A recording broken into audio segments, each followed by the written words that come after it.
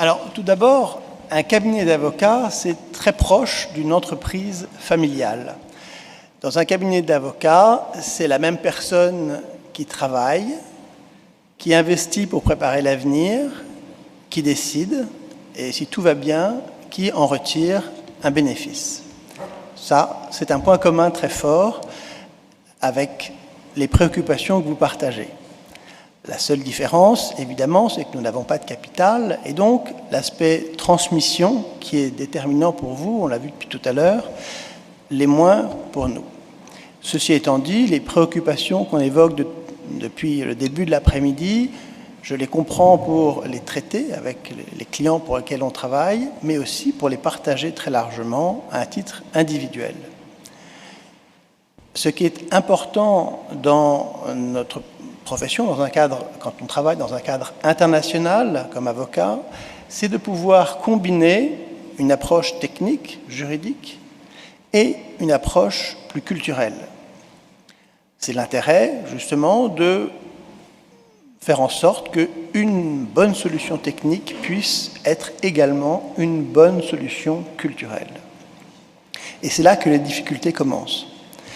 C'est la raison pour laquelle notre cabinet a choisi de n'être qu'un cabinet français, très international, mais exclusivement français, français pour les étrangers qui viennent développer des affaires en France, et nous nous appuyons sur des gens qui, comme nous, ont cette approche dans d'autres pays, et évidemment, vous l'aurez compris, c'est également le rôle d'un cabinet très représenté, de manière très imminente aujourd'hui, en Italie, qui a le même souci de combiner une excellence technique avec une parfaite maîtrise du champ culturel. Quand on parle du champ culturel, ça veut dire connaître les gens, connaître le gouvernement, la communauté des affaires, la communauté financière, mais ça veut dire avant tout connaître la culture, la psychologie des interlocuteurs pour, dans le cadre des négociations, ou également dans le cadre du contentieux, éviter les faux amis.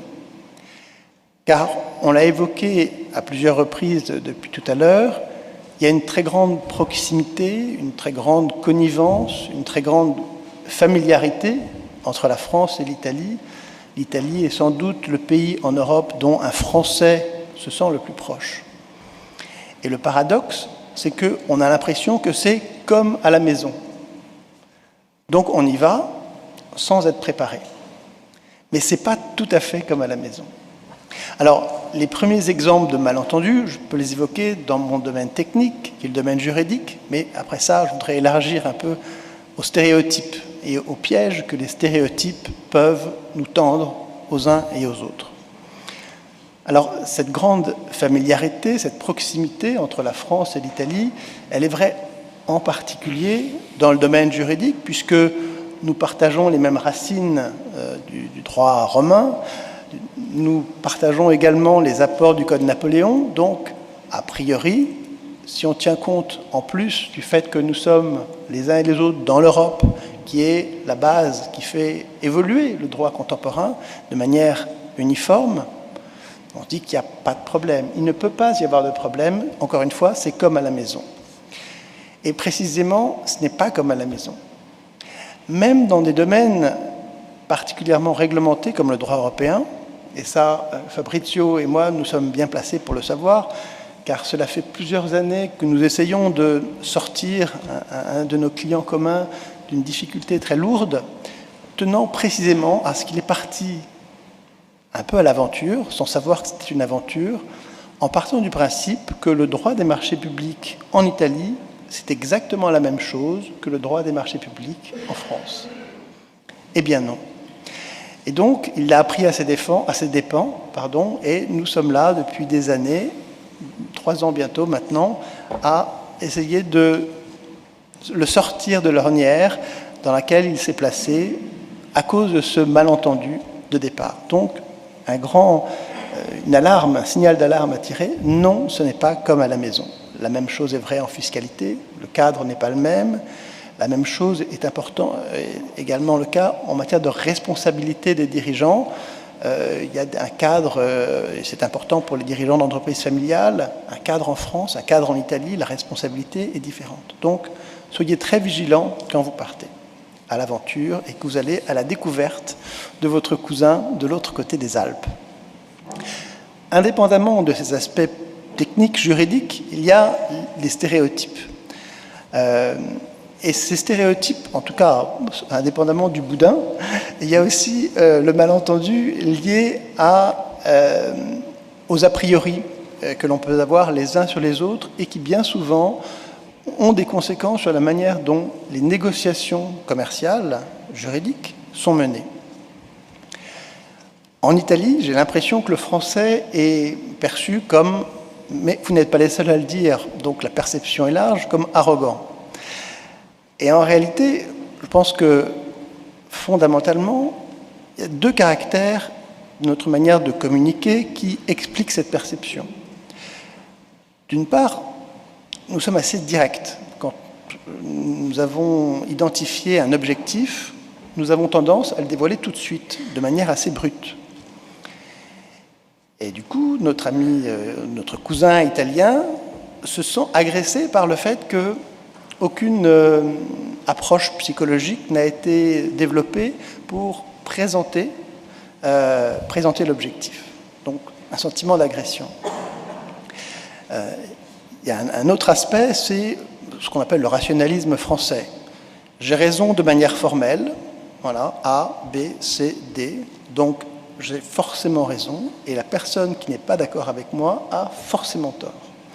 Et donc le français tend à être pris au piège de cette vérité formelle. Et donc il ne faut pas se laisser intimider, et il faut aider le français à sortir de ce carcan rationnel. Mais ces stéréotypes, ils ont évidemment pour propre de marcher dans les deux sens. Alors dans l'autre sens, justement, parce que bien souvent on dit que l'italien a pour soin de cultiver la relation personnelle et donc de ne pas aller directement au but, le français a l'impression de ne pas maîtriser la relation. Il ne comprend pas ce qui se passe. Il ne comprend pas pourquoi son interlocuteur donne l'impression d'avancer un peu voilé. Et du coup, ça crée de la défiance de son côté. Voilà. Donc, ce sont des stéréotypes, nous sommes tous des êtres humains avec nos caractères propres, mais il est important d'avoir présent à l'esprit ces tendances. Alors, comment lutter contre les stéréotypes? Et là, les Italiens ont une longueur d'avance sur nous, c'est qu'on l'a dit à plusieurs reprises depuis le début de la réunion, la relation interpersonnelle, la relation humaine est essentielle. Et c'est précisément en donnant tout ce poids à cette relation interpersonnelle, cette relation humaine, que l'on peut apprendre à faire la part des choses, à s'apprivoiser. J'ai notamment accompagné un dirigeant propriétaire italien qui souhaitait faire une acquisition en France. Et dans le cas de figure inverse, à plusieurs reprises, un Français qui souhaitait faire une acquisition en Italie. Et les comportements sont totalement différents. Le Français a passé une demi-heure au téléphone avec son interlocuteur, la personne qui allait vendre son entreprise, et le lendemain, lui a envoyé une liste de 5 pages de documents dont il voulait prendre connaissance pour avoir une vision de la société qu'il s'apprêtait à acquérir. Donc, on voit le cliché de la rationalité française. J'ai un objectif à atteindre, je me donne les moyens et je veux avoir coché toutes les cases. Et de ce fait, il a brûlé les étapes.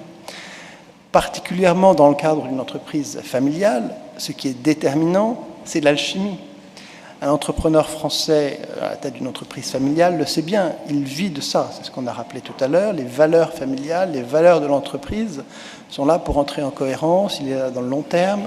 On va pas revenir sur ces éléments-là, d'autres l'ont dit de manière beaucoup plus éloquente que moi tout à l'heure.